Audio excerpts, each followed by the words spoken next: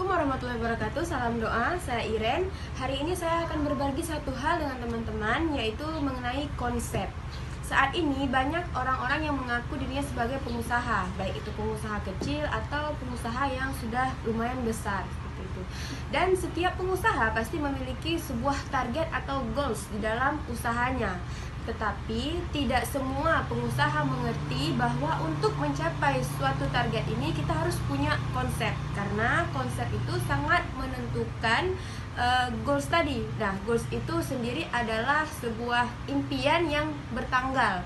Artinya, jika dia memiliki goals, berarti dia harus memiliki konsep apa action yang akan dilakukan, terus dana atau modal yang diperlukan, dan tentunya berapa lama goals tersebut harus tercapai seperti itu.